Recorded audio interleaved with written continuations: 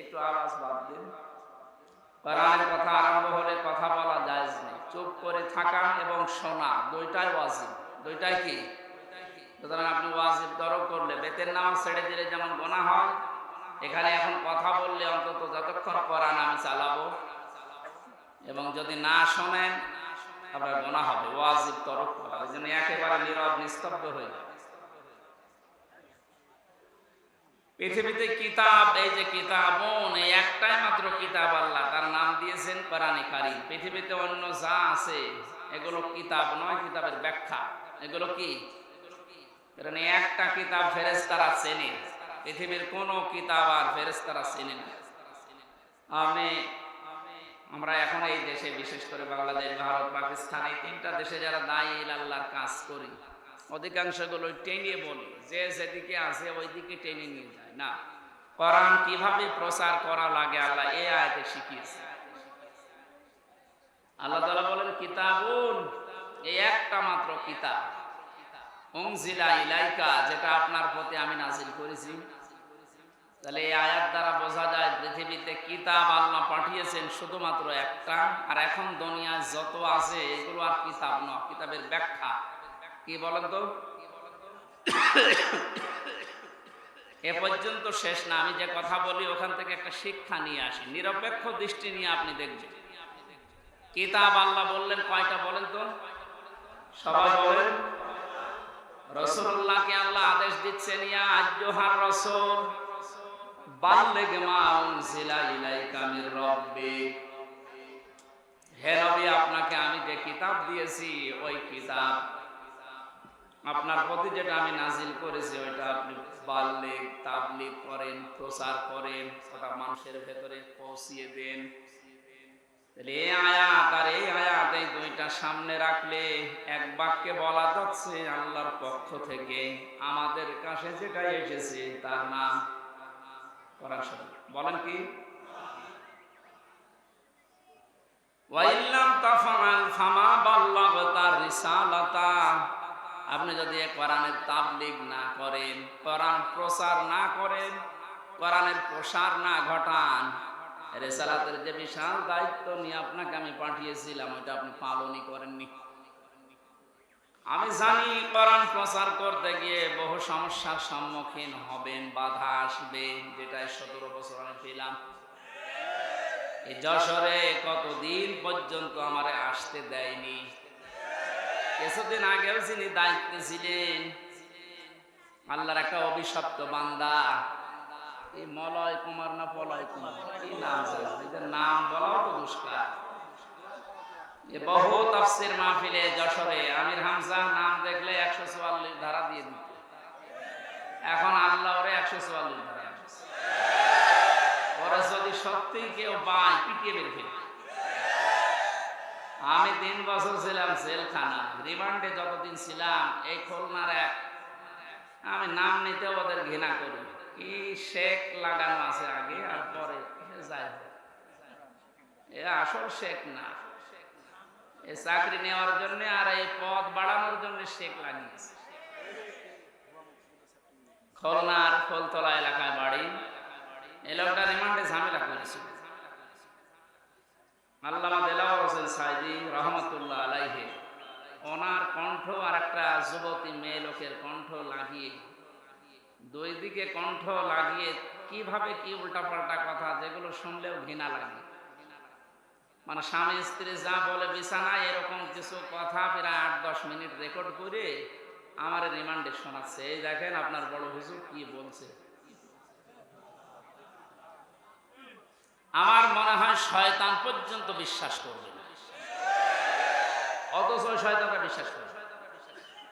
আমরা যখন মাটির নিচে নিয়েছিল ওখানে মাঝে মাঝে বলতো, দেখো তোর বড় হুজুরকে আমরা জেলখানায় রেখে দিয়েছি, কেউ কিছু ছিড়তে পারে না। এদের মুখের ভাষা দেখেছি। আমি এখন ওদের নামে মামলা দেব, শুধু একটা দুইটা না। আমারে ধরার পরে বলেছিল আমরা যা বলতে বলছি যদি না বলেন আপনার নামে 50টা মামলা দেব। এরপর আমার বাবার কাছ থেকে 10 লাখ টাকা নিয়েছে। এই কাউন্টার টেরোরিজমে যারা ছিল ওই সময়, আসাদুজ্জামান, শেখ ইমরান, এরপরে আতিকুর রহমান, ডিসি মান্নান সহ আমি নাম জানি না অনেকের, কারণ আমার তো চোখ বান্ধা হাত বান্ধা, কিছুই চিনতাম না। ওখানে যেয়ে দেখতাম যে জিজ্ঞাসা করে নাম কি, ওইরকম। আমার বাবা সহজ সরল মানুষ, গ্রাম্য মানুষ, আপনাদের এই গ্রামের মতো আমাদের গ্রামে বাড়ি, কুষ্টিয়া জেলার হালসা। এই শয়তানরা 10 লক্ষ টাকা বাবার কাছ থেকে নেওয়ার পরে আবার তার পরের দিন আবার মামলা দিয়েছে। অথচ আমি কিছু জানি, আমি তো আছি মাঠের নিচে রিমান্ডে, এদিকে আমার বাবার কাছ থেকে বাবা টাকা নিতে আছে। কিছুদিন যাবার পরে শুনলাম যে মামলা আরেকটা দিয়েছে। এবার বলছে যা যা বলতে বলছে, যদি না বলেন 50টা মামলা দেব, আর এক একটা জেলায় এক একটা, প্রতিদিন আপনি শুধু ঘোরাফেরা।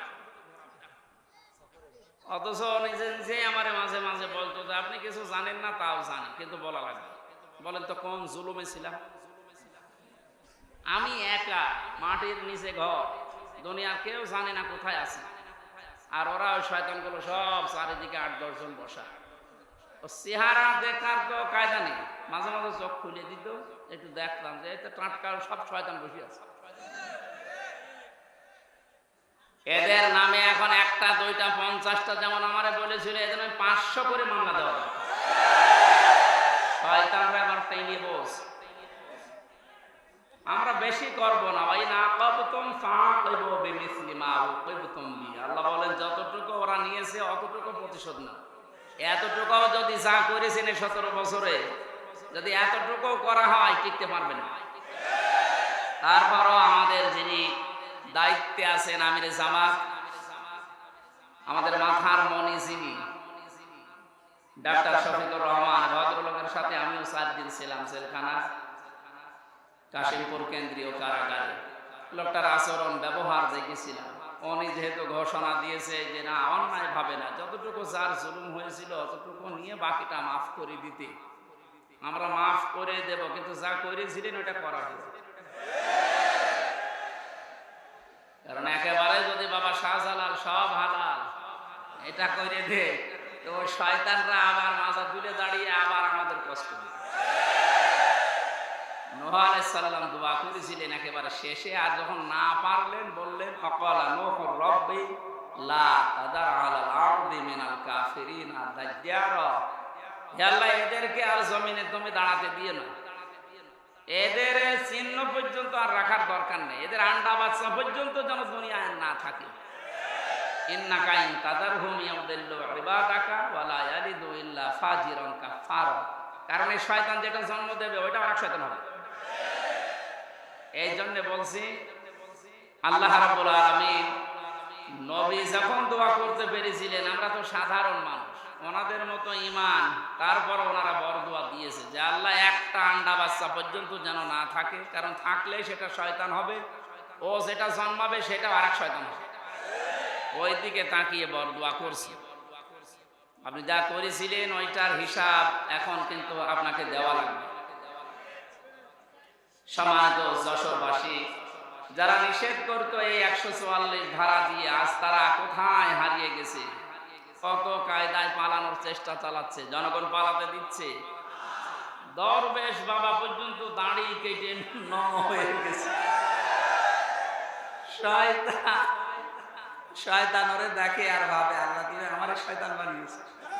এটা তো দেখতে শয়তানের মতো লাগছে এখন, এমনকি প্রশাসন পর্যন্ত ওরা চিনতে পারে না। তখন ওর যে বন্ধু ছিল ওটা আরেক শয়তান। যাই হোক, এই শয়তান নাকি বলেছে আমার একা নেবেন, মানে ওই যে আরেক শয়তান আছে। কে ওইটা? দরবেশ। দরবেশ তো চেনা যায় না, শেষ পর্যন্ত নিয়ে গেছে দুজনে। এখন একে ডিম খাচ্ছে উপরে নিচে বিভিন্ন জায়গায়। ডিমে জায়গা মতো দেওয়া দরকার। এরা মাটির নিচে আমারে নিয়ে যে নখ তোলে না, এই নখ তুলে নেয় যে সমস্ত জিনিস, যে এগুলো দেখাচ্ছিল যে এইগুলো দিয়ে আমরা নখ তুলি, আপনারা তুলবেন।